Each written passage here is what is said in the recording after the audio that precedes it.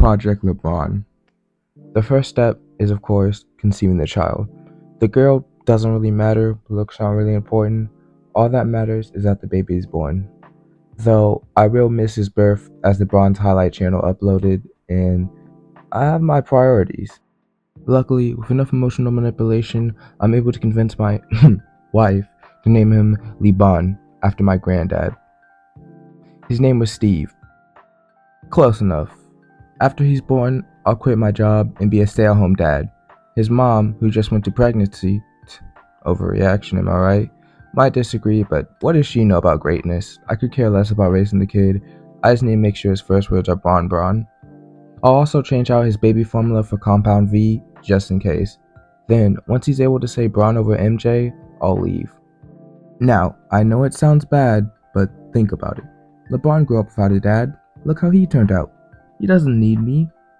Then, while he's growing up with a single mother, I'll get my childcare license. I could care less about kids, but I need it for my next step. Once he's old enough to go to daycare, using Google Maps to find the nearest one, I'll apply for a job at the daycare he attends. Once I'm there, the other kids don't really matter. While they're in nap time, my kid will be watching LeBron highlights. He needs to start young. I'll also have a mini hoop installed for recess. By mini, I mean 8 feet. I need LeBron, not Jason Tatum. I'll see to it that he's on every day. At first, he sucks. I'm debating if this is even worth it. I mean, ethics aside, this many bricks could collapse the place. But, luckily, after enough meal pillages have been taken away, he gets his shit together. Man, this kid's going somewhere. He also seems to have made a friend. He's wearing a Jordan shirt. Fits well with my son's LeBron shirt. I think the kid might have cancer though. He's bald, but I guess hair will grow later on. He's not my kid, so I could care less. I mean, I barely even care about my kid. Fast forward to middle school, and now he's on the school team. Nice start, but he's starting to slack off. Something about his grades slipping, I don't really know. Bron didn't go to college, so why should he? But we can't let grades get in the way of greatness. Luckily, he comes to his senses and starts focusing on ball more than school. After school, instead of studying books and shit, he's at the park with his friends. I say friends, but they're actually secret agents I hired to talk non-stop about basketball. They also throw in the occasional Jordan's the GOAT, so I know he knows how to spot lies. Once he's in the NBA, he'll be paid quite a bit, so it's important he knows how to detect a lie early on. But while on the way to the park, I'll be there with a group of some high schoolers. I promised them cotton candy, rainbow sprinkled flavored vapes. So they'll basically do anything. One thing leads to another, and now there's a game going. His team versus mine. But I can't get distracted. I hired these high schoolers for a reason. Much like Itachi and Sasuke, the only way he'll get better is with pain. And trust me, he shall know pain. The game starts. My son's pretty aight, but this one kid, he's black and bald and has a gambling problem at 12, but he's really good. He's also familiar. I've seen him before. No matter. LeBron is first. One of the high schoolers drops the ball. Dumbass. My son gets it. He's at half court. I can see it already. He runs like his life is on the line. Little does he know it is. He's fast. No doubt my genes. But we don't do easy points here. He goes up for the lay. It hits the backboard. It's going in. Not if I have something to say about it. Top step inside, floats it up, misses. Rebound taken by Iguodala. Iguodala to Curry, back to Iguodala, up for the layup. Oh, blocked by James. LeBron James with the rejection. Oh my goodness. Great pass by Curry, running hard by Iguodala, and superhuman defensive recovery by LeBron James. Not only did I block the fuck out of his shot, I also hired all the popular girls to be there. A self-sabotage to the bloodline, but we're focused on ball, not butts. He's absolutely crushed. He's on the ground, crying. Perfect. I get down. I whisper in his ear, "You don't have enough hate.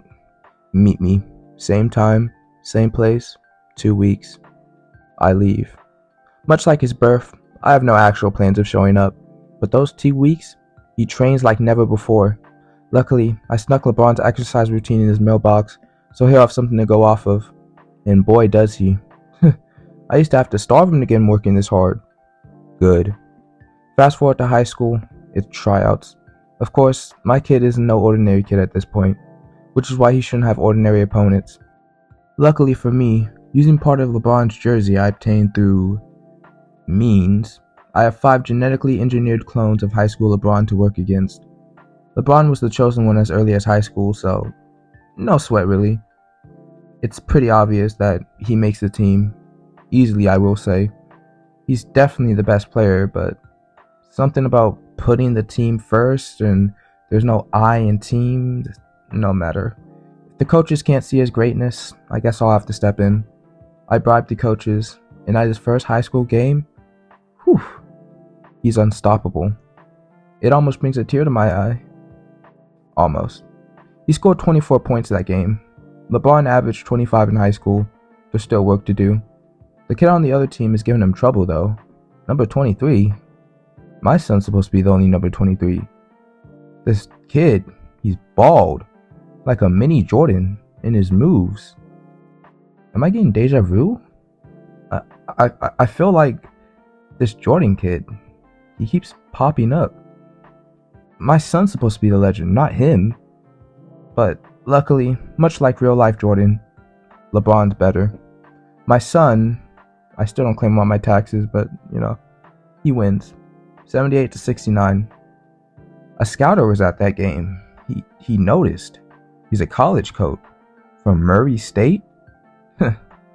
Most parents would be excited, but LeBron didn't go to college. Scouter promises all these things like scholarships, full rides, typical jargon, but even though he's a freshman, these kids aren't enough of a challenge. Fine. He gets sent off to college at 14. Supposedly that's some kind of local state record, but it's not basketball related, so I could really care less. A small smirk is all he's going to get from me. 4 years of college later, and he's still dominant. Great, but the Jordan kid also went to college at 15. Apparently he's at Bama. My son's still technically ahead, but this Jordan kid's getting a little too close, so I'll have to be much more hands-on it seems. Everyone's talking about the draft. Senior year, he averaged 24.3 points, 13 assists, and 45 true shooting. That's it? But good enough, I guess. He's easily the best in the division. Best in the country, maybe, but LeBron was best in the world, so it doesn't really mean much. No matter. Finally, everything was leading to this. It's draft night. At just 18, he's as ready as ever. It's live.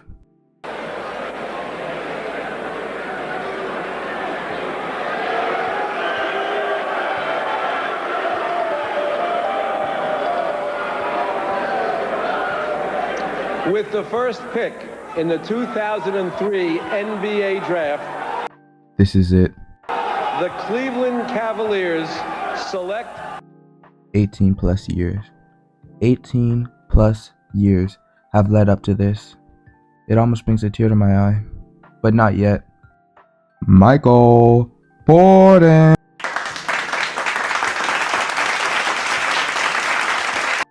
Fourscore and 23 years ago, I shouted, "LeBron's better," to a Jordan fan. I was simply saying the truth.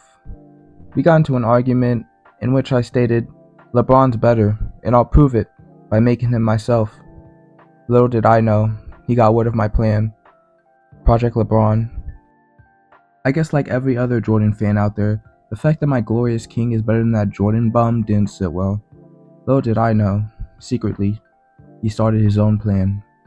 Project MJ. I've been beat.